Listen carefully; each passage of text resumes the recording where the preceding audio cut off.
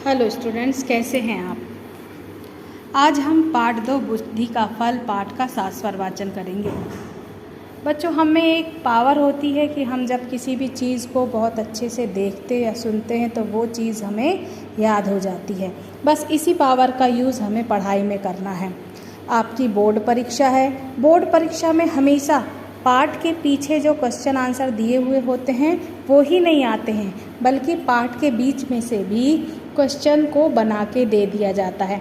अगर हम पाठ को बहुत अच्छी तरह से पढ़ेंगे तो हमें पूरे पाठ बहुत अच्छे से याद हो जाएंगे और पाठ के बीच में से अगर कोई भी प्रश्न बनकर आएगा तो वो हम बहुत ही आसानी से कर सकते हैं। तो बच्चों, चलिए शुरू करते हैं। पाठ 2 बुद्धि का फल। मैं इस पाठ का शास्त्र वाचन करूंगी और आप लोग ध्यानपूर्वक इस पाठ को सुनेंगे। तो चलिए शुरू करते हैं। एक रोज़ की बात है कि बादशाह अकबर के दरबार में लंका के राजा का दूत पहुंचा। उसने बादशाह अकबर से एक नई तरह की मांग करते हुए कहा, आलम पना, आपके दरबार में एक से बढ़कर एक बुद्धिमान, होशियार तथा बहादुर दरबारी मौजूद हैं। हमारे महाराज ने आपके पास मुझे एक घड़ा भरकर बुद्धि लाने के लिए भेजा है। हमारे महाराज को आप पर पूरा भरोसा है कि आप उनका बंदोबस्त किसी न किसी तरह से जल्दी ही कर देंगे। यह सुनकर बादशाह अकबर जो था वो चकरा गया। उन्होंने अपने मन में सोचा, क्या बेतुकी मांग है। भला घड़े भर बुद्धि का बंदोबस्त कैसे किया जा सकता है।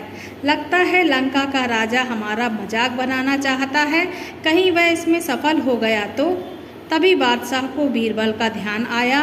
वह सोचने लगे कि शायद यह कार्य बीरबल के बस का भी ना हो, मगर फिर भी उसे बताने में बुराई ही क्या है। जब बीरबल को बादशाह के बुलवाने का कारण ज्ञात हुआ तो वह मुस्कुराते हुए कहने लगा, आलमपना, चिंता की कोई बात नहीं, बुद्धि की व्यवस्था हो जाएगी, लेकिन इसमें कुछ हफ्ते का वक्त लग सकता है। बादशाह अकबर बीरबल की इस बात पर कहते भी तो क्या, बीरबल को मुंह मांगा समय दे दिया गया। बीरबल ने उसी दिन शाम को अपने एक खास नौकर को आदेश दिया, छोटे मुंह का कुछ मिट्टी के घड़ों की व्यवस्था करो। नौकर ने फौरन बीरबल की आज्ञा का पालन किया। घड़ा आते ही बीरबल अपने नौकर को लेकर कद्दू की एक बेल के पास गए। उन्होंने नौकर से एक घड़ा ले लिया। बीरबल ने घड़े को एक कद्दू के फूल पर उल्टा रख दिया। इसके बाद उन्होंने सेवक को आदेश दिया कि बाकी सारे घड़े को भी इसी तरह कद्दू के फूल पर उल्टा कर रख दें। बीरबल ने इस काम के बाद सेवक को उन घड़ों की देखभाल सावधानी पूर्वक करते रहने का हुक्म दिया और खुद वहां से चले गए। बादशाह अकबर के कुछ दिन बाद इसके बारे में पूछा तो बीरबल ने तुरंत उत्तर दिया, आलमपना, इस कार्य को हो चुका समझे, बस 2 सप्ताह का समय और चाहिए।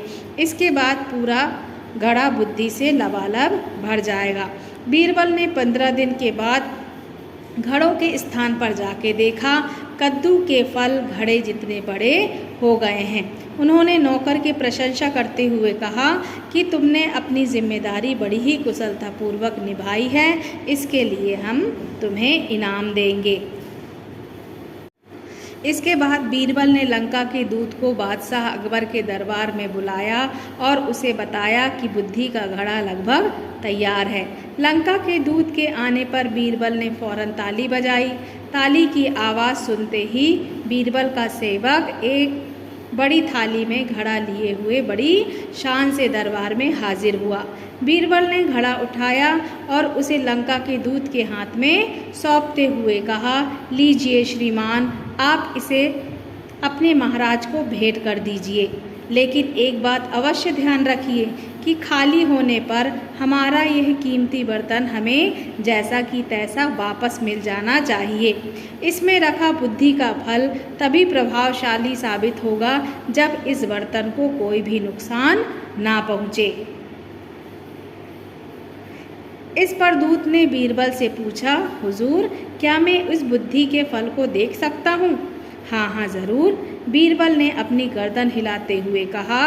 और हाँ, अगर आपके राजा को कुछ और बुद्धि की आवश्यकता पड़े तो ऐसे 5 घड़े हमारे पास तैयार रखे हैं। परेशान होते हुए दूत ने मन ही मन सोचा, हमारी भी मति मारी गई है, भला हमें भी क्या सूझी। बीरबल का कोई जवाब नहीं। भला ऐसी बात मैंने सोची भी कैसे।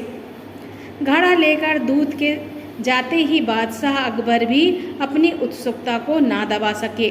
वे फौरन बोले, बीरबल, बुद्धि का फल हमें भी तो दिखाओ। अभी अभी तुम कह रहे थे कि ऐसे 5 घड़े और रखे हैं। अभी मंगवाए देता हूँ आलमपना, बीरबल ने उत्तर दिया। बादशाह के कहते ही घड़ा मंगवा दिया गया। जैसे ही उन्होंने घड़े में झांका तो उन्होंने पूरा घड़ा कद्दू से भरा पाया। देखते ही बादशाह को हंसी आ गई।